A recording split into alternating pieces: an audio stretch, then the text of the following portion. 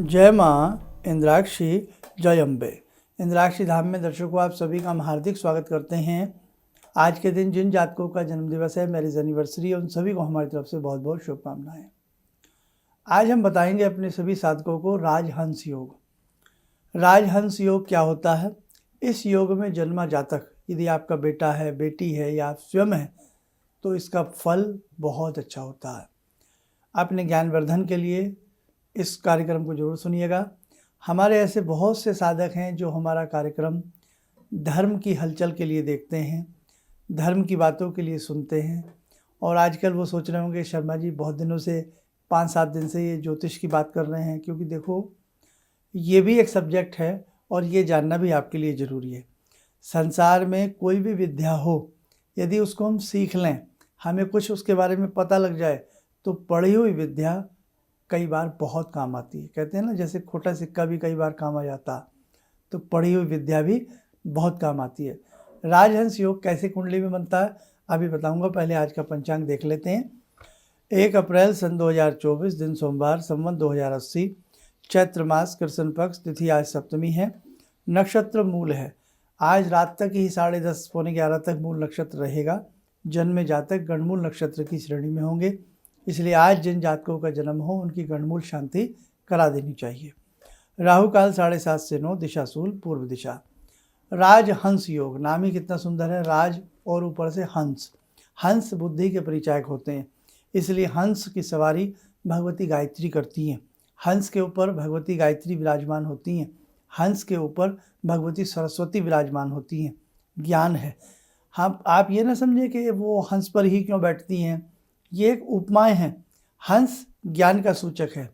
हंस एक ऐसा पक्षी है, संसार में ऐसा कोई भी नहीं है जो दूध को और पानी को अलग कर सके। आप गिलास में दूध और पानी इकट्ठा मिला दीजिए, कोई मशीन नहीं बनी उसे अलग कर सकती हो।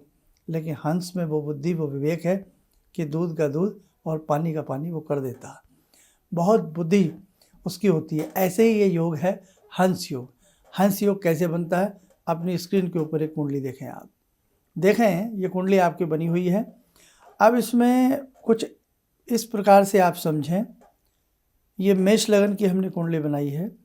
यदि मेष लगन यानी कि 1 नंबर की राशि, या ऐसे कह लें प्रथम भाव में, तृतीय भाव में, पंचम भाव में, सप्तम भाव में, नवम भाव में और एकादश भाव में, इन भाव में आपके समस्त ग्रह एडजस्ट हो जाए, इन भाव में आपके सभी ग्रह विराजमान हो, इन भाव से बाहर बिल्कुल भी ना हो, या ये राशियां कुंडली में जैसे जैसे जहाँ जहाँ आती हों, इन राशियों में ही समस्त ग्रह अपने हिसाब से विद्यमान हो जाएं, तो राजहंस योग बनता है। राजहंस योग जैसे हमने बताया था मंत्री पद वाला, ऐसे ही राज्य की गद्दी दिलाता है, राजपद दिलाता है। आप जॉब में भी रहेंगे तो A ग्रेड की जॉब, 1 नंबर की जॉब, बड़ी जॉब, बड़े पदाधिकारी आप बनेंगे। राजदूत आप बन सकते हैं, कोई बड़े पदाधिकारी आप बन सकते हैं, या राजनीतिक सत्ता में एक सत्ता का बड़ा सुख, बड़े पद पर आप आसीन हो सकते हैं। इसलिए जिस जातक की जन्म पत्रिका में राजहंस योग होगा, ये उसके लिए शुभ होगा। और देखो भैया, ये योग किसी के बनाने से नहीं बनते, कि कोई ये शतरंज की गोटियां नहीं है कि साहब हम उठा करके यहाँ से यहाँ रख दें, अपनी मर्जी से कहीं भी रख दें। कोई ग्रह अपनी मर्जी से कहीं भी हम नहीं बिठा सकते। प्रारब्ध का फल, जैसा प्रारब्ध में जिस जातक ने बीज बोए हैं, जैसे प्रारब्ध में जिस जातक ने कर्म किए हैं, उन कर्मों के आधार पर ही ये योग बनते हैं।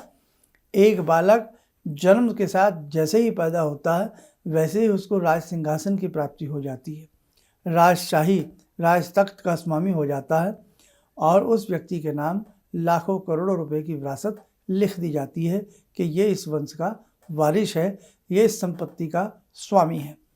और एक बच्चा वो भी पैदा होता है कि पैदा होते ही माँ का दूध भी उसको नसीब नहीं होता, छिन जाता है। कहने का भाव, ये सब प्रारब्ध की गति है। इसलिए आपकी कुंडली आपके प्रारब्ध की बातों को भी जानने में सक्षम है। आप प्रारब्ध में आपने कैसे कर्म किए, प्रारब्ध के हिसाब से इस जन्म में आपको कैसा सुख मिलेगा, कैसा दुख मिलेगा, किस स्थिति में आप रहेंगे, कैसी स्थिति जीवन की आपकी गुजरेगी, आपके पास धन संपत्ति पैसा किस स्थिति में रह सकता है, आपका मान सम्मान कितना रहेगा, आपकी स्मिता कितनी बनी रहेगी, आपकी प्रतिष्ठा किस प्रकार की रहेगी, सारी चीज़ें आपकी पत्रिका में कैद होती हैं। जिन जातकों के पास पत्रिकाएं नहीं, डेट ऑफ बर्थ में समय में कन्फ्यूज़न है, हाथ की रेखाएं, बिल्कुल आप यकीन मानिएगा पत्रिका से भी अपर हाथ की रेखाएं चली जाती हैं। अगर देखने वाला अध्ययन की आवश्यकता होनी चाहिए। क्यों? ये हमारे शरीर के साथ जुड़ी हैं, ये भगवान ने बनाई हैं, और भगवान किसी चीज़ को बनाते हैं ना तो उसमें कमी शायद कोई भी नहीं निकाल सकता। भगवान की बनाई चीज़ में तो कमी होती ही नहीं, बस उन्हें पढ़ने की आवश्यकता हो।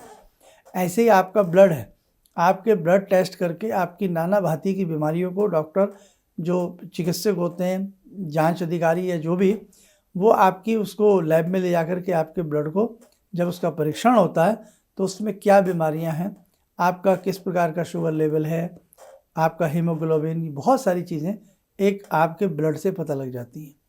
लगती है ना, बॉडी आपकी है, उसी से पता लगती है आपकी बॉडी में ब्लड है और ब्लड के साथ से कितनी बीमारी आपके अंदर है।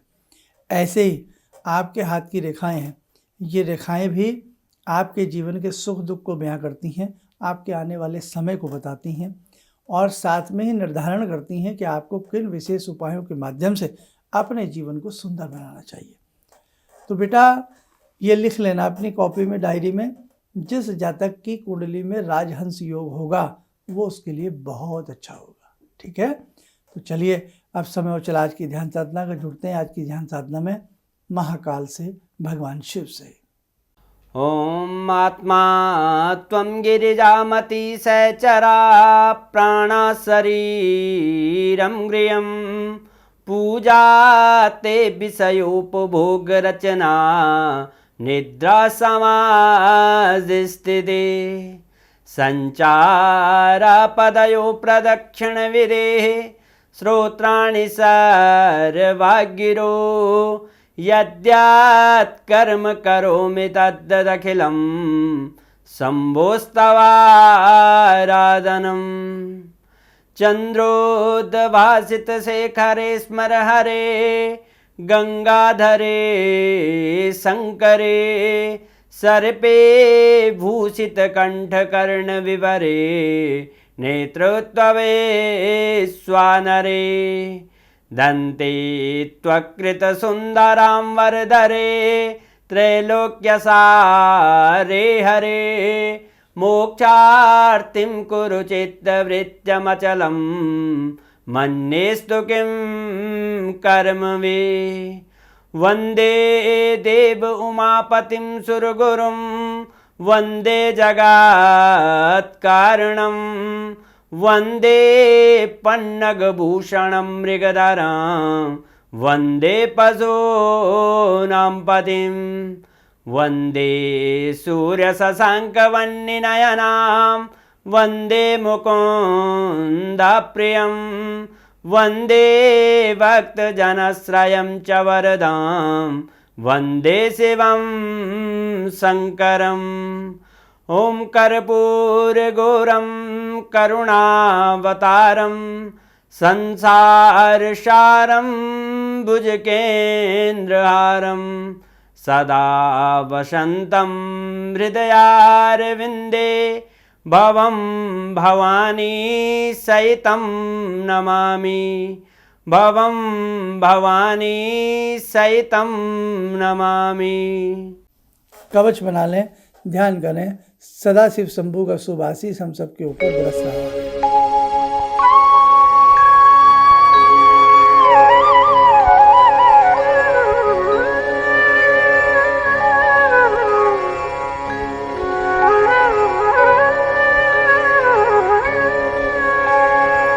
ओम बोलते हुए नेत्र खोलें, सामान्य हो जाएं।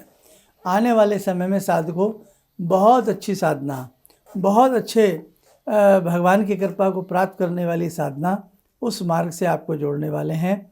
आप लोग तैयार रहें, और ये साधना ऐसी होगी, इस साधना के बाद आप फिर अपने आप जीवन भर साधना करते रहना। बस जैसे ही भगवती की कृपा होती है, भगवती की आज्ञा होती है, तुरंत उस साधना के बारे में हम आप सबको शीघ्र बताएंगे। आप स्वस्थ रहें, सुखी रहें, इन्हीं शुभकामनाओं के साथ हम अपनी वाणी को विराम देते हैं। जय जय अम्बे। मेरा नाम श्रद्धा निखारे है और मेरी प्रॉब्लम थी कि मेरी शादी फिक्स नहीं हो रही थी। आपने कंगन का उपाय बताया था और मैंने वो उपाय किया भी और 15 दिन के अंदर मेरी शादी फिक्स हो गई। किसी भी समस्या के समाधान के लिए मिले प्रसिद्ध हस्तरेखा एवं वास्तु विशेषज्ञ प्रोफेसर धर्मेंद्र शर्मा जी से। नोट: शिविर में भाग लेने हेतु एवं व्यक्तिगत रूप से मिलने के लिए कॉल करने का समय सुबह 10 बजे से शाम 6 बजे तक। हमारे विभिन्न ज्ञानवर्धक कार्यक्रम देखने के लिए आप हमें अभी सब्सक्राइब करें, बेल आइकन को प्रेस करें ताकि आप देख सकें हमारा कार्यक्रम सबसे पहले। और अधिक जानकारी के लिए फेसबुक पेज को लाइक करना न भूलें।